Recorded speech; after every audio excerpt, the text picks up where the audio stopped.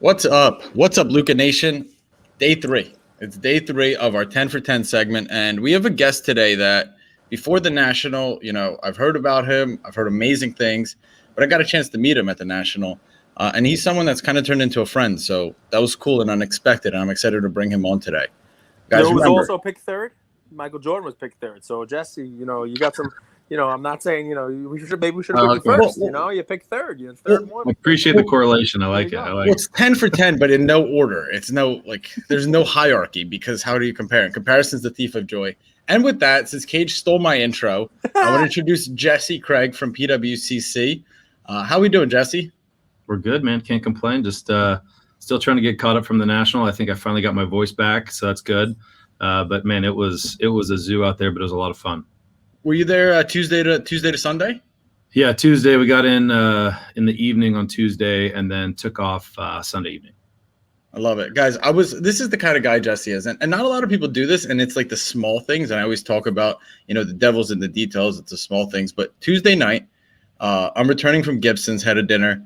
The filet mignon was amazing, and we're walking in. I haven't had a filet mignon in years, Cage. So you're laughing. It was all on the company card, so why not?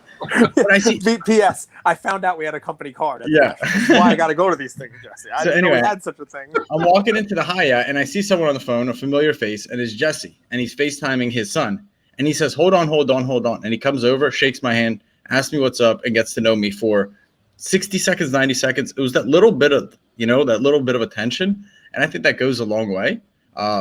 And I felt like that was the vibe of PWCC the whole kind of trip. I mean, Eric Myers, he's become a good friend. He's become a mentor, and he's someone that's a part of the PWCC umbrella. So I'm curious, this was the first National 2 years, same booth location. We'll get to that. We'll try to get you a better booth for Atlantic City. But what was your takeaway? What was the kind of macro analysis of the National? Yeah, for me, look, we've been in this bubble, right, for the last year and a half or so. And while the market's exploding, so there's so many new clients and that become friends and people that you've never had the pleasure of meeting in person. So for me, being able to actually shake some hands, put some faces to names, because I'm not a big Google guy. I don't Google people, so I don't know what people look like. But it's always funny. Like you have maybe in your head a picture of what someone will look like, and then you see them in person, and either they're similar or they're way different. So that's always kind of fun. But you connect much easier in person than you do over, either Zoom, Skype, phone, email, whatever. So it was great to get out there in person, meet a lot of the guys that I've gotten close to that I've never actually shook their hand before, and get to spend some time with them, go out, have some drinks, have some fun. Along those lines, so this is like a funny thing. Jesse Bro Craig. So talking about I've never met Jesse. I was picturing, what is this guy? I thought of you as a laxer for some reason. I pictured you as a lacrosse player. But true story, I was like, is your name really Bro? And you took out your ID. And Cage, fun fact, it's Jesse Bro Craig is actually Jesse's middle name. Bro. Yeah. It's my legal middle name. Did you know that, Cage? No, but I'm stunned, and not because of his name. You called people laxers on here before, and I always assumed you meant that they had to take laxatives or something. Now you explained it's a lacrosse player. The sky has opened. The sun has. I now understand what that means. I mean, you're always on these weird diets. You're from Long Island. You guys have some of the best lacrosse in the country. Yeah, but I don't play lacrosse. Listen, this body is not built for lacrosse. It's built to be an offensive lineman, and that is it. I'm meant to move people out of someone else's way. That's it. Done. But now I know. A laxer. All right. I meant to look that up 14 times. Every time you say it, I'm like, why is he worried about how this guy's shitting? But now I understand. It's lacrosse. I get it now. Okay, wonderful. I'm sorry to derail. But let me ask you. So, you guys saw a ton of people come through the booth, a lot of content people, a lot of people with cameras, a lot of different businesses. Is there, there's been how many businesses started just in 2021 in and of itself? Oh, a ton. Yeah, there's a ton. There's a lot of new tech out there. There's a lot of cool stuff going on for sure. Anything left an impression? Anything you guys are looking at and we're we didn't even know that was something the market needed even? One of the things, and there's a few people that have it, but the technology to be able to, and it's the AI behind recognizing a card from your camera. I don't know if we use OCR technology when we read barcodes for titles and stuff to auto-populate them. So it's something along those lines. I'm not a big tech savvy guy, but that was pretty impressive. And I saw multiple people that had apps that were taking that technology and using it for a card show. It's great. You can connect that to pricing. You can look at something and boom, pull up the last comps from PSA back at whatever it may be. So that technology I thought was very valuable. Now that the world's opening up, a lot of people are going to be going to shows, kind of pricing on the fly. I thought that was really cool and unique. I mean, it's really helpful, right? Totally. I would watch over at tables, and people are like, oh, yeah, how much you want for that one? And they say what it is, and the person will pull out the phone, and the dealer will be like, oh, great. Now, I guess I'm not getting what I just comped. I guess, I guess I'm not getting, education, right? And then knowledge is power, right? So, I would be on my phone like, all right, so what's 130 points say? And then what's the PSS? So, yeah, if somebody's going to automate that, it's pretty amazing. It's good stuff. How about the overall vibe? A lot of people coming up saying hello. A lot of people, excited about the hobby. I mean, obviously, you guys kind of kicked this thing off with a bang, right? You had this $4 million Patrick Mahomes sale, which was pretty awesome to announce, on Wednesday, right? Right as it kicked off. I remember, I hadn't even flown in yet, and Andrew's like, there's like a Mahomes card that's like $4 million. I mean, it's nice. It's like fireworks. Shyway Vlogs was sprinting around the Hyatt trying to get the exclusive story. He's great. I love the guy. No, there was a good buzz. Obviously, we timed that announcement for the first day of the show, obviously, and it really kicked off the show, in my opinion. And it wasn't just good for us; it was good for everybody, right? It just gets the vibes going in the show, the excitement going. But that was the attitude really throughout the whole weekend. The foot traffic, normally on those shows, Wednesdays are a big day for dealers, walking around, getting deals done kind of early. So Wednesday's a pretty heavy traffic day. And then you're looking at Thursday and Friday are a little lighter. And then Saturday and Sunday are really heavy with the weekend traffic and kind of the locals coming in, checking it out. But I don't feel, and I don't know if you guys felt the same, but I don't feel like the traffic really died down at all. It always felt crazy busy, crazy packed. Everybody was super excited, very nice, very opening. And like I said, it was just good to meet a lot of the people that I've been talking to for like the last year and a half that I've never met. A couple of dealers told me that this year's Wednesday and Thursday were like last national Saturday and Sunday. 100%. Like normally you'd expect that to be the slower, obviously dealer day, but it started heavy and just stayed that way. Well, because there's so many more dealers now, right? There's so many people that are buying and selling, flipping, like really invested in this market that aren't your traditional storefront dealer. But people that are so invested in this and love it so much that they're paying extra for the VIP or the super VIP or whatever the passes are to get in early. And there was just a ton of foot traffic on Wednesday and Thursday. Here's my question for you, right? Because I mean, we were like, oh, should we get a booth? Should we have a spot? First of all, we probably can't because it's probably like a 40-year waiting list because of the way that thing is run, right? But even if we did, I know you guys are collectors. I'm sure you collect cards. You have your own stuff as well. We actually, Andrew and I came to the conclusion that it was more fun to be able to walk around than not be, anchored to a table. Did you get a chance to kind of walk around a little bit and see some of the stuff that's on show? I mean, that kind of sucks. That sucks. I did. I really did. It was unfortunate, but I made it out of my way to go say hi to a couple people that I knew might not make it back to us. But that was it. I was bogged down the whole show with, meetings and talking to people and taking in submissions for the vault and all that kind of stuff. So unfortunately I didn't get a walk around, but I heard there were some booths that were wild. I mean, LJ's card shop, who bought the Mahomes, Leo Roberto, he's become a close friend of mine, and great guy, great team there too. There's COO Justin Hook and Stefan, all those guys are awesome. So I made over there, to do some stuff with the Mahomes with them, but I heard their booth was pretty wild. Are there a couple of LJ cards? Because there's definitely an LJ. Yeah, LJK. Okay, so there's definitely one that gave me a Diet Coke. You know what I heard? Those are the best guys in the business. I heard the COO of the card shop. Think of that like 5 years ago. The CEO, COO, CMO, CSO, any chief position would be one person. Right. And I think it shows, like, I always thought 2020 was the year of like cards going berserk in price. And then 2021 was like the year of business. I feel like a lot of businesses grew up. Like, I think it was the average age was younger, but the amount of professionalism was higher. Oh, I totally agree. Yeah, I think it's the maturation of our market, right? I mean, we needed this, and this is why, as a company, we've always tried to talk a certain way, trying to bring trading cards as a viable, tangible asset class. And it's the message, it's the delivery, it's how you talk about them, how you portray them. And so I think everybody's they've become more polished. And I think it's really helped the market as a whole. People talk a little bit differently about it. I try to get people to to stop using the word hobby and use market, because really trying to elevate us into that art conversation. Because like the Mahomes, I mean, these are pieces of art. They're one of ones, and the desirability for the high end collector in our market, they really target those. And so I think we just need to kind of change the way that we talk about everything, and it'll help the entire industry. This may be tough for you because you didn't get to walk around a little bit. We've asked everybody this question. I have a tough question too, Cage. So I like. Well, if he could pass mine. It's like $100,000 pyramid, which now $100,000, like you can't even buy a CryptoPunk with that anymore. They got to up the price on the pyramid, So here you go. Such a ready? boomer. So I'm a boomer. I didn't say that. Someone said that. Called me a I didn't boomer. say that. You said I was a boomer. What No, does that no. mean? Leah said that. It's a boomer. What's a boomer? Come on now. Don't No, do that. I'll ask Don't my cast question. I'll come back to you, aspersions, Cage. man. Don't mess with my pronouns. Call me a boomer. Don't label me. I've Don't literally label me. dethroned Don't label me, conversation. Karen. So here's the question, right? A lot of people who are out there, they're able to walk around. I've asked everybody so far that we've talked to was there anything that surprised you?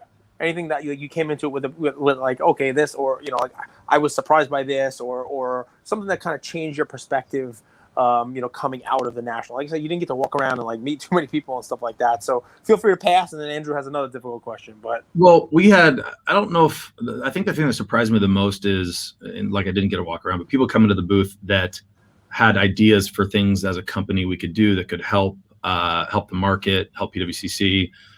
So that was interesting to me that, people felt invested in us and us growing and helping the market. So giving us ideas, oh, you guys should do this, you should do that. So I kind of wasn't expecting that, but and people have great ideas. We can only do so much, obviously, but yeah, that was a fun part of the show too, kind of connecting with people and hearing what they had to say about the future of like our company even. Like so I grew up in a cafe business, coffee shop, right? And some people, you have your loyal customers, they'll tell you this smoothie today doesn't taste the same, or this coffee, it doesn't, it's a little weak today. But in the hobby, to a T, anybody and everybody will tell you how they feel. And I think that's a blessing and a curse of the hobby, right? Sure. So like it cuts both ways. we're calling it the market now. The market. It cuts both ways, the market. Or the industry. The industry. I'm going to have to linguistically reprogram myself, though. You know what I mean? It's like, but I think it's so cool that people do that people care so much about the hobby that they're willing to go out of their way to give you not business advice, because it's not advice. It's suggestions of how to improve your product for them as a customer. Yep. Where's the line? How do you know when to listen and respond? And how do you know sometimes be like, this is coming down the road? And how to also be like, that's not feasible. Like, how do you choose that line? Well, like I said, we can only do so much as a company, right? So you kind of look at all these things, and not only the ideas we get from people, but moves that we want to make internally, and you try to weigh what's going to make the most impact for our clients from a bottom line perspective, and you hope you make the right decision. We're not perfect, but we obviously are invested in this market and our company doing well, and trying to innovate and keep bringing new things to the table. So we listen to everything. And sometimes people have suggestions that we didn't think about that are amazing, and we try to implement those. So we want everyone to keep voicing what they're thinking. I have a suggestion. We have to buy Brent the Thesaurus, because he does all these descriptions and he uses the same words. I mean, it's tough because he's describing a lot of things. But if we give a thesaurus, he can just kind of like pull out new words and stuff, and then he can put the descriptions. He's not really writing descriptions anymore, but so he has passed the thesaurus onto our team. Nice. But you can only describe a card so many ways, right? And you kind of reuse the same words over and over and over again, the go-to words. But yeah, I'd love to see like a laundry list of what the words are that get reused all the time. It'd be funny. Yeah. What's Brent like? Like I know people know you, people know Eric Myers. I mean Betsy's everywhere. She's one of like the best customer service reps she's great in the market.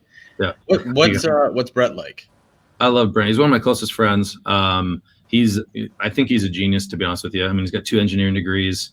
He had the wherewithal to start building the vault 3.5 years ago. So he's way ahead of his time from a visionary perspective. He understands this market extremely well. He knows cards really well. He's a great dude. He's a lot of fun. I know that he gets the engineer rap and like kind of monotone behind the videos that he records or whatnot. But he's a great dude, and he loves tequila. Nice. Good to know. And that's building the vault, like the physical and the computer science, like the UI, and because That's the difficult thing, right? So people hear vault and they think like the physical presence, but it's also the design and the website and the software to kind of connect the cards that are going in the vault. So you have a user interface to go and see them, trade them, sell them, list them, right? So yeah, there's both. There's both, right? There's the physical, and then there's the, we're turning into a bit of a tech company as well. And I think a lot of people in the market are. And so we've put a big emphasis on not only marketing, but web developers. So we have, I think our team's up to 10 or 12 web developers now that we have. And that's really helped, release a lot of the tech that you see. And we try to keep improving on it. And we outsource some of it for our new app that came out recently, which is, I think it's pretty slick, and it's a great way to, manage your assets and do it from your phone versus using the website, which it's not great. The website on mobile isn't great, but the app is a much simpler way to use it. I got a question, because it's just what I think of. I try to put myself, as we do these things, they kind of take on a life of their own. I try to put myself in the shoes of our listeners, right? And what would I ask if I were just sitting out there, in Luca Nation? We had Ken Golden on, and we've just talked about how a year ago you had the hobby. It was the year of the cards exploding, and then Andrew says this year was the year of the businesses exploding, and then I would even go one step further, and it's content. You talked about how it's a year and a half, and people are finally getting to shake hands. People you met online, there's more people in it, you name it, and you got to put a face to the name, right? And he didn't say this, but I would say it, right? So Andrew and I had to go to the National, right? We would have been like the only people not there, and I was actually contemplating not going, and walking around the rooms and going like, I can't believe I was not going to be here. Like everyone is here, literally everyone is here, and we are the face of our podcast, right? And I have a theory that the reason why Golden, as an auction house, has succeeded, has started to really grow the way that it did, is because people like to have a face of a business. People like to have that personal, relationship. That's the guy who's going to be held accountable. It's Ken's auction. It's Golden Auctions. Right. That's our guy, right? And I think I've been bidding with PWCC for a long time. I think Brent sort of was that face for a little while. Now he's not. You might think my whole premise is wrong, and that's fine. But do companies need to have that face now? The way that content is out there, the way that we have these podcasts and everything's on YouTube, and there's going to be documentaries. I mean, I recorded a damn documentary while I was there. Andrew dragged me in. He's like, get in front of the camera. I'm like, okay, right. I'll get in front of the camera. Do we need that? Like, is it going to be you? Well, I think that obviously I've become more, forward-facing than Brent has. But I don't think it's necessarily needed. It depends on the company's approach. Ken's a great marketer, so having his face out there is beneficial for them as a company. For us, we wanted to be a little bit more of like the Goldman Sachs of trading cards, and so you couldn't tell me who the face is of Goldman Sachs, right? So that was our theory, because if something happens to somebody and that face is gone, or something happens to that face, then now you have to find a new one and you have to start all over again. So we wanted a baseline as a company. Now look, we have I've got a sales team of 10 guys. We all have our individual touch points to different clients of ours, so they have their rep per se, right?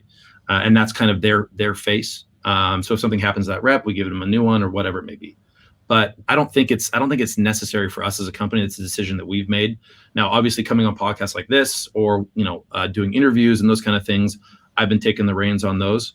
But I'm not the face of our company by any means. We would rather PWCC kind of stand on its own. It's very fair. I mean, Ken actually mentioned the Keyman insurance policy that they have on him. Yeah, because it's pretty. I'm sure he has one. Yeah, he is the and that's the my guy, point, the right? face. Yeah, right? if something that's happens exactly. to him. Yeah, I mean, it's a fair, valid point, right? I mean, I don't know whether or not people would want to ride a rocket ship to Mars in an electric rocket if Elon Musk wasn't there.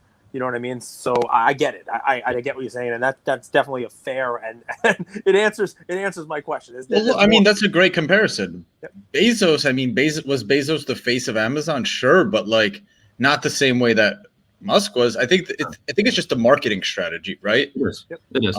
And there's two ways to win, but at the end of the day, and I believe this wholeheartedly, it's just about serving the customer the best way you can. And the best way you could do it. Sometimes it's with one guy who's like promoting. Other companies are very engineering and systems focused.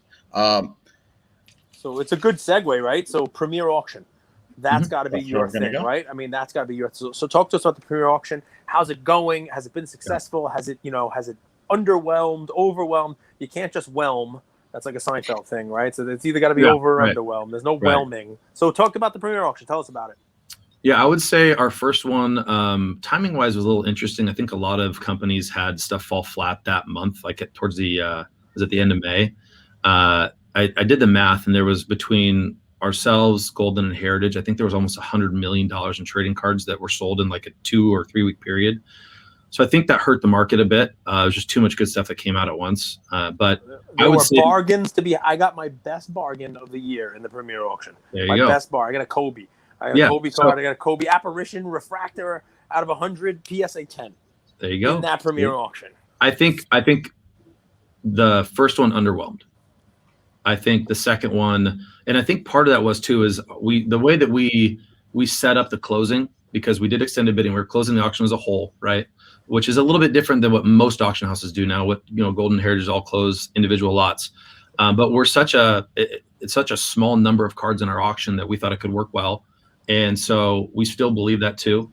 We kept that for the second one, but we learned from it. We tweaked a few things. We took the timer down to 2 minutes at the end of the auction, and we added the.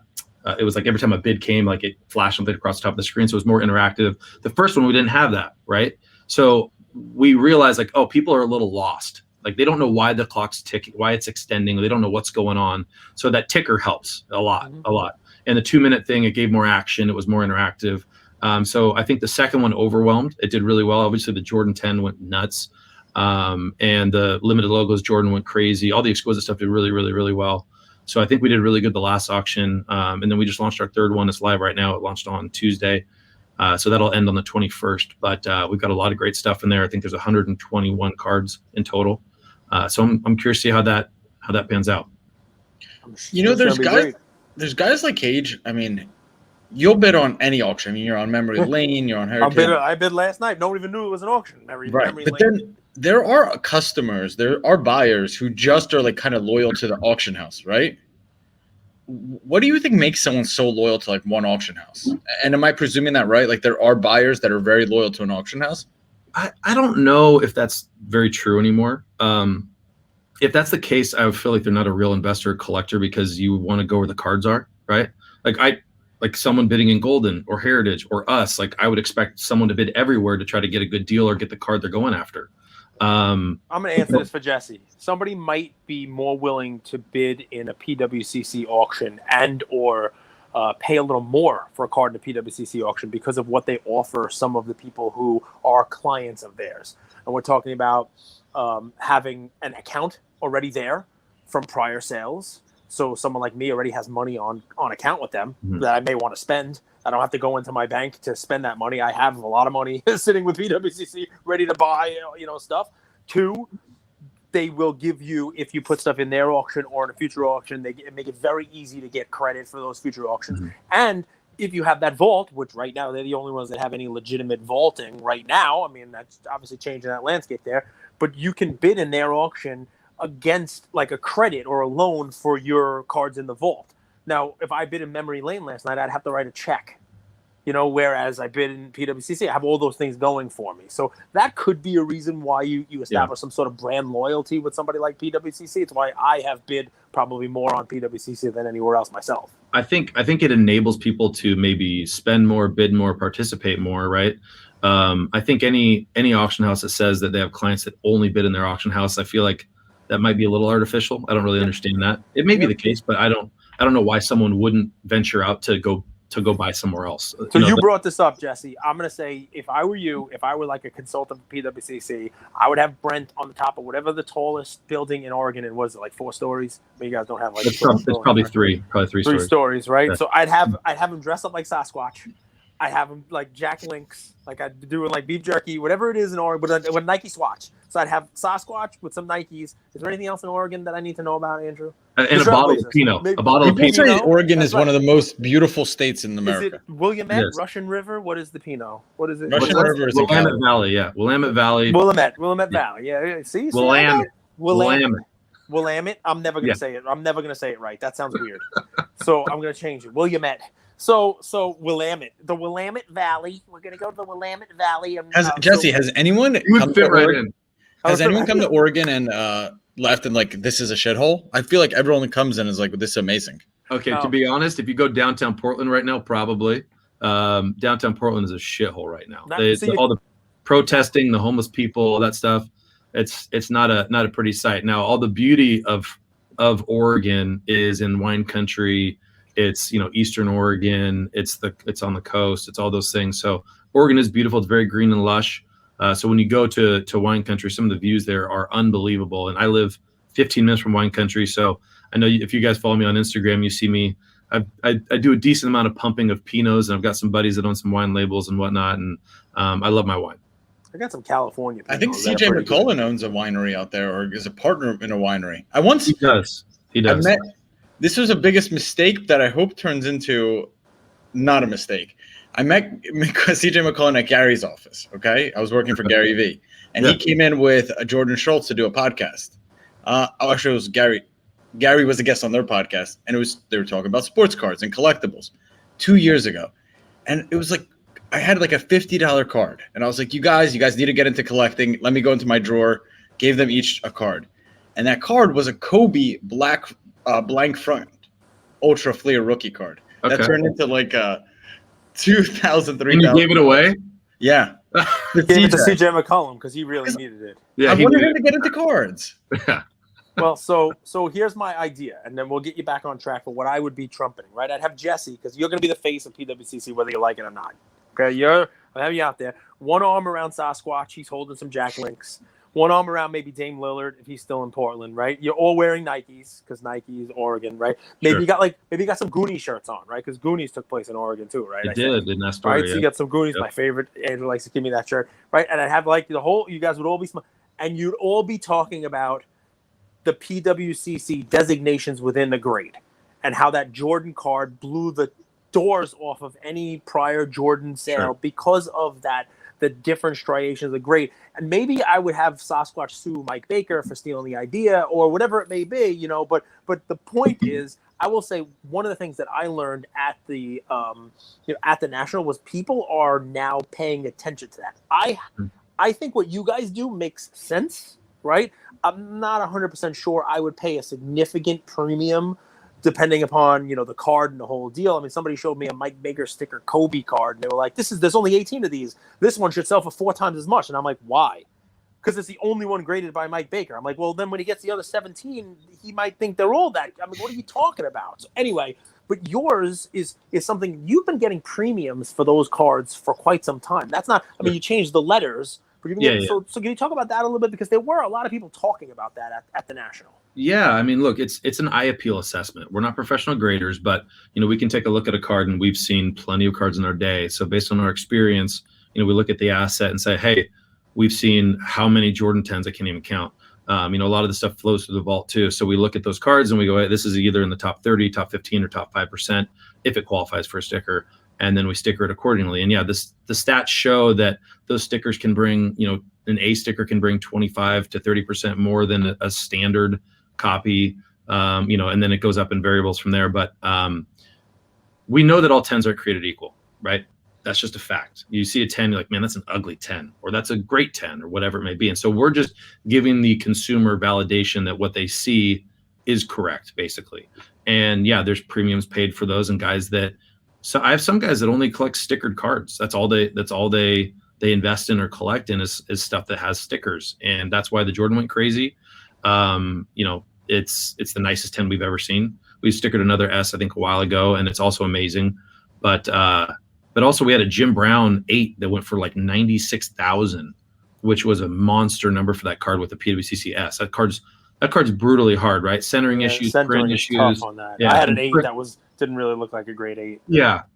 See, there you go. So we're just highlighting the cards that we see that are nice for the respective grade, and we're not necessarily saying the grade's wrong. We're just saying that, like, hey, this card is really, really nice, because we know that, look, nobody wants to talk about it. Grading's become more difficult, and I think it's just matured over time. So there's stuff in older holders that might have been a little bit more lax from a grading perspective, and when those cards surface, you can tell, like, based on the serial number, right? Like, oh, this must have been graded a long time ago, and it might not really look the part today. But that's part of our market maturing, and you're going to have some cards that look like that. I think another thing people don't talk about with grading is they talk about it as like they don't realize it's a range, right? And all you're saying is this is where we think it falls within the range. And I'm curious, do you guys do that for every card, right? Like if there's a pop 10 or if there's a pop 5, like would you sticker it as well? We stickered 1986 and older. We had to kind of have a cutoff for us. We felt like the variables and the grades were more significant kind of at that point and older. And then cards that are valued around 250 and up. So we're not going to do the really cheap stuff because we'd be looking at a ton of cards. And Andrew, they do it at every grade too, by the way. It's every whether grade. or not it has the, because remember the We don't do Satchel Paige authentics card? though. We don't do authentics, Right. But it has to have a numerical grade. Remember my Satchel Paige that was my avatar for a while? The 40. I bought it from these guys, and it was a PW. I think it was an E. You know, what I mean, I have 2 E's. I have a Kirby Puckett that's an E, and I had that one was an E. Even though it was like I think it was a 1.5, but it was one of the better 1.5s. I mean, I don't know how many 1.5s there are, but the thing that, and Jesse will put a fine point on this one here, is they're not grading the card. They're not saying that their grade of this puts it in the top 5 or 10 or 15% of the graded copies. It is an eye appeal assessment. And as you see, it's pre-86 and before, vintage cards, some of them have 8s. And we've talked about this, like Bill Russell cards, the Will Chamberlain cards. Like there are some that are 6s that have nicer eye appeal than some 8s because of the centering, the whole deal. They're probably not taking a look at the back and looking for a little tiny little, because that eye appeal, that's not going to impact that much. That's a grader's job. The grader already did that to get it in the holder that it's in the 10. They're just saying that of all of the Jordan 10s they've looked at, not that this is in the top 5% graded, it's just when you put them all side by side, and you guys have a ton in your vault, and you've seen a lot of them, that the eye appeal, just on first blush, the eye, when you look at this one, this is one of the better ones we've ever seen, or maybe the best one we've ever seen. Exactly. And centering is a huge part of that, right? Like having a nice symmetrical centered card is a big factor. It's the largest factor into eye appeal. And what people need to remember about grading too, and this is another thing that's not talked about a lot, is like there's a human element involved, right? Nobody's introduced the AI technology to take over grading completely. So there's a human being sitting behind a lamp grading a card, and they could be having a good day, they could be having a bad day. And that does come into account. So there could be somebody that grades a card really tough one day because maybe he was having a shitty day. That's just a fact. It can happen, right? You get kind of unlucky grades. Or maybe it goes the other way and the card gets overgraded because someone's euphoric, they got, married or engaged the day before, or who knows, right? Ooh. But there's that. I would downgrade people for that. But there's the human element in it. And that's what people need to realize, that this is a specific grading company's opinion. It's not necessarily fact. It's their opinion. And even our eye appeal stickers, like it's our opinion. It's our eye appeal assessment of it. It's not fact, but it's our opinion. Let's bring the eye appeal home. So your vault. You want to talk about you, Cage? Well, come on. I have more. Great eye appeal. You're best all day. Jesse knows. He knows. So, but here's the fun, right? When you have people send cards into your vault, that's part of the process, right? It is. Anything 1986 and older gets reviewed for eye appeal. Same metrics I talked about, 250 and up. It gets looked at for eye appeal, 100%. Yep. I mean, that's pretty cool. You could be sending in one of your cards, and the next thing you know, it's going to have a premium on it because, you're sending in something with some real eye appeal to it. And if it's going to go into the next auction or whatever it may be, you're going to have this sticker on the card. And it's pretty cool. It's the Kobe Topps Chrome would be an interesting card to do that with, right? The greening and the yellowing, that would be a really cool one to do. We've talked about, are there specific cards? It's this catch-22, right? Do we want to open it up to that? Magic the Gathering cards are interesting because those are so condition sensitive, and that's that community of MTG guys. They're probably the most knowledgeable from a condition perspective of anybody I've met. They're overly anal about condition. That's why Beckett's so big for them, because the subgrades matter so much to those cards, and like one bump from a 9.5 to a 10 is a huge premium in that market. So we've talked about it. Yeah, the hulking on that card is a reason that we may eventually sticker those to bring value to the ones that are really nice. I think people that buy those are getting pretty well educated on them, and it might not be needed because it's so blaringly obvious, right? But there's even some 10s out there that aren't well centered of those cards, and they're green, and so like those shouldn't go for as much. And that when cards sell, people, that card fell flat. Like, well, that card was kind of ugly, So it's that definitely factors into it. I'm curious. So, like you mentioned Magic the Gathering, right? Like, could we talk about Pokemon for a little bit? Sure. So, like, 2-part question. Is it because it was the National Sports Convention, that it wasn't more Pokemon and Magic the Gathering and things like that? And two-part, do you feel like Pokemon has lost its steam? If you could share a little bit about like kind of what's going on behind the scenes with that. Yeah, I mean, it is the National Sports Collectors Convention, right? So we didn't have much Magic the Gathering. There was some Pokemon from, you know, what I had walking into the booth, but not a ton. And so I think that's just it. I think Comic-Con probably has more of that. There's, you know, other shows that have more Pokemon centric and more Magic the Gathering centric. But yeah, Pokemon had a big run. They really did. And look, they're the largest media brand in the world. They're massive. And so while they peaked and came back down, it's a bit of a commodity because there's a lot of print runs for a lot of those things. There's some rare ones, but most of them are kind of commodities, right? So they're going to go through the process that the Jordan 10s did, that the LeBron Topps Chrome Refractors did. People get overly excited and the market gets kind of pumped on them, and then they're going to come back down to reality, and it kind of sets a floor for them. So I would anticipate over the next 6 to 12 months that Pokemon makes another run. Just like I think Jordan 10s are about to do here with the season coming up, and you know the premiere sale we had of 840 and all that. So I like Pokemon probably over the next 6 to 12 months personally. I want to shift gears. So like we saw a ton of kids, right? Tons of kids. Cage, he's bringing it in next year. He's promised us, so he can't renege. It's on camera. He's coming. I know, Jesse, you mentioned we had you on a few months ago. You don't collect cards because it was kind of a conflict of interest, and it makes a lot of sense. But like as your boys get older, are they starting to collect? Yeah, I mean, I should preface that because we rip cheap stuff.